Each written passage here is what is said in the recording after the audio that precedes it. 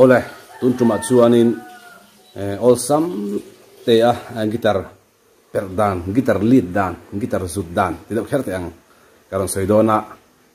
uluk deuh in video hilo en la gitar lam tuimi tingtang lam tuimi ini chuanin hemi video atang hianin ithiam the nge ke bai seya ya harlova nakisang sang atangin ron thaya ma se ki tangin kan tinga bai na chuan hei ki ni a gitar per thincho kan shenga ki ni a chuan a fret hi kat ni thum li nga ruk sari fret sari na asui lian ber tu ta hian khan ta ni chuan tang hian in kan tan do na do mi so ka kha voi ni kan per don ni den kan per dan tu chu kan enang chu arpeggio hei hi nakina pokaron soi zelanga ti khana kalkua langa so arpeggio khani mayanga kha do mi so kha achukanga achaule anga do mi so chu ti khana kalta kha chaule don ni kami kha ni maya chon kan kut ta hi hai sweep ten tia sweep chu phiat ta ni maya mun ta bo kan phiat ta kan sweep pa ti khan kan sweep maya kha tiang che khan kan kut po hi kan sweep don ni ti khan down up chuk chok ten khan kan sweep don ni chu hemi do mi so do achuk zong achuk lampang ho kha hemi hian akeng tel vekanga chon achau zong kha ai hian akeng tel vek don bokani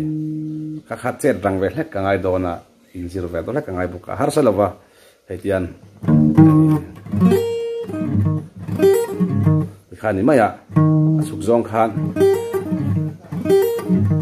nakina ka soi zelanga tapping sweep pa tapping ta pa khom zela maseka ka chuna kina next step akan zir zelanga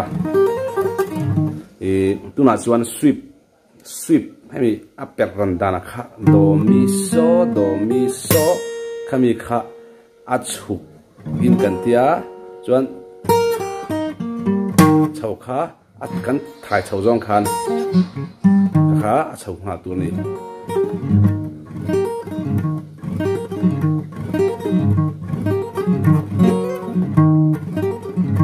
yang cek kan 7 ha hian kan tranta 8 9 10 11 12 ha hianin ki sang a khani maya chuan 13 14 hian b khani mai dona anga yang cek khan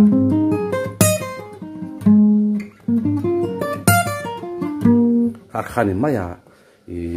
har salawani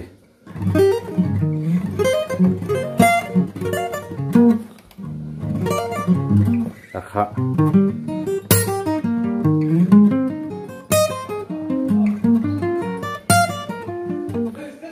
ele b kaldan chuni tani kha sang sang kal kual thayanga ta khan solo no tak tak te por no suak dona idea kan nei le nei lo kha ani to mai dona masabera chuan bulpui bra chuan adomi so patrana kha ithiam ve kan thiam ve khangai tani e b kha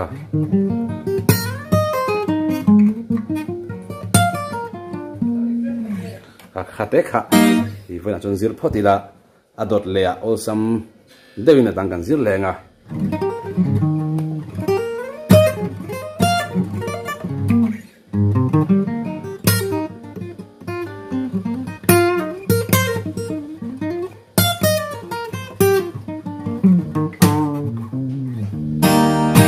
hausa launi amai no ta polom zela chu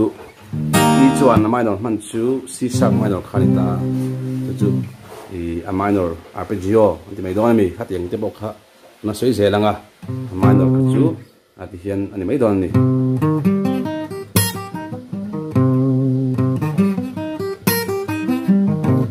anexa kha chu karon soi tonga tuna tan chon du tok photila lo zirla lockdown ani boka tung tang tui mi tan chuan in hun thata kan ni a zilmi tangat phai zonin hun thata kan ni a lo thiam nge theina du sakna ka hlan che ni